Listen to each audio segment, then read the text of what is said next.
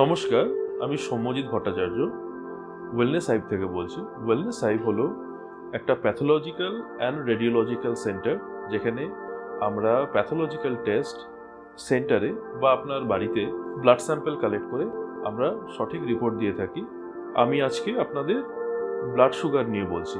আপনার last blood টেস্টে sugar level normal ছিল, ডক্টর বলেছেন ঠিক আছে, আপনি নিশ্চিন্তে বাড়ি চলে এসেছেন। কিন্তু এখানে একটা ইনফরমেশন গ্যাপ আছে। ইন্ডিয়াতে নর্মাল রেঞ্জ আর সেফ রেঞ্জ কিন্তু সবসময় এক নয়। WHO ইন্টারন্যাশনাল ডায়াবেটিস ফেডারেশনের গাইডলাইন অনুযায়ী আপনার ফাস্টিং ব্লাড সুগার যদি 100 থেকে 125-এর মধ্যে থাকে, তাহলে সেটা অলরেডি প্রি ডায়াবেটিস, মানে না ফুললি নর্মাল না ডায়াবেটিস, একটা মিডল ডেঞ্জার জোন। আর চিন্তা করার মতো কথা হলো, ইন্ডিয়াতে প্রায় 136 মিলিয়ন মানুষ এই জোনে আছে, আর তাদের মধ্যে 80%-এর বেশি জানে না যে তারা প্রি ডায়াবেটিক। আজ আমি আপনাকে বলবো রিয়েল ব্লাড সুগার নাম্বারস কি, কোন নাম্বার থাকলে কি মানে হয়, আর এক্স্যাক্টলি কি করতে হবে। তাছাড়া আপনি জানতে পারবেন ফাস্টিং সুগার আর র্যান্ডম সুগারের ডিফারেন্স, HbA1c টেস্টের মানে কি, আর কেন HbA1c ফাস্টিং সুগারের থেকে আরও বেশি ইম্পর্ট্যান্ট। আর ভিডিও শেষে বলবো একটা স্পেশাল নাম্বার যেটা আপনার লাস্ট 3 মাসের ব্লাড সুগার হিস্ট্রি বলে দেয়। চিন্তা করুন একটা ড্যামের কথা। যখন ড্যামটা স্ট্রং থাকে সব ঠিক, কিন্তু ওয়াটার লেভেল আস্তে আস্তে বাড়ে, কিন্তু আপনি সেটা নোটিস করেন না। আর একদিন ড্যামে ক্র্যাক ধরে, আর তারপর শুধু ফ্লাড। ব্লাড সুগারও অলমোস্ট সেরকমভাবেই বাড়ে। বছরের পর বছর সুগার স্লোলি ইনক্রিজ করে, আপনি কোনো সিমটম বুঝতেই পারেন না। আর তারপর একদিন সাডেনলি শোনা যায় kidney problem, heart attack, nerve damage. আর প্রি ডায়াবেটিস হলো সেই স্লো ওয়াটার লেভেল রাইজ। আর যখন আপনি ডিটেক্ট করবেন তখন অনেক সময় ড্যামেজ অলরেডি শুরু হয়ে গেছে। আমার ফার্স্ট পয়েন্ট হলো fasting sugar versus random sugar. প্রথমে একটা বেসিক কথা ক্লিয়ার করি, ফাস্টিং সুগার আর র্যান্ডম সুগারের ডিফারেন্সটা। ধরে নিন আপনি র্যান্ডম ব্লাড সুগার টেস্ট করলেন, রিপোর্ট এলো 140, আপনি ভাবলেন সব সেফ। কিন্তু প্রবলেম হলো র্যান্ডম সুগার আপনার শুধু সেই মোমেন্টের সুগার লেভেল দেখায়, এটা আপনার নর্মাল ডেইলি প্যাটার্ন বলে না। 8 থেকে 10 ঘন্টা খাবার না খেয়ে যে সুগার টেস্ট হয় সেটা আপনার বেসলাইন লেভেল দেখায়। তাই ফাস্টিং সুগার ইম্পর্টেন্ট। নাম্বারগুলো হলো 72 99 হলো নর্মাল, 100 to 125 হলো প্রি ডায়াবেটিক, 126 আর তার উপরে হলো ডায়াবেটিস।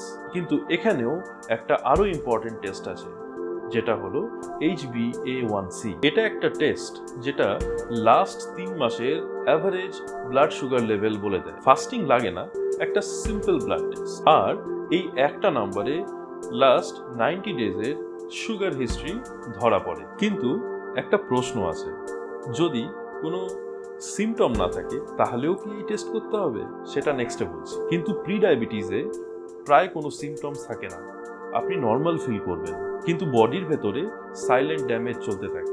ইন্ডিয়ার অনেক স্টাডি দেখিয়েছে ডায়াগনোসড ডায়াবেটিস হওয়ার 10-15 বছর আগেই অনেক ড্যামেজ শুরু হয়ে যায়। প্রবলেম হলো পেইন রিসেপ্টরসও গ্র্যাজুয়ালি ড্যামেজ হয়ে যায়, পেইন ফিল করেন। তাই ডক্টররা বলেন 30 বছর বয়সের পর একবার ফাস্টিং সুগার আর HbA1c টেস্ট করা উচিত। এটা করলে 5 বছর নিশ্চিন্তে থাকা যায়। তৃতীয় point, numbers decoded.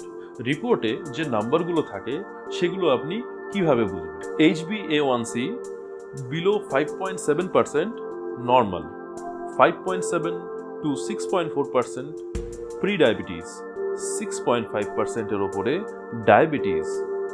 Fasting sugar below 100 normal, 100 to 125 prediabetes, আর 126 plus it's diabetes. Fourth point, prediabetes reversible. এটা কিন্তু শেষ না, এটা শুরু।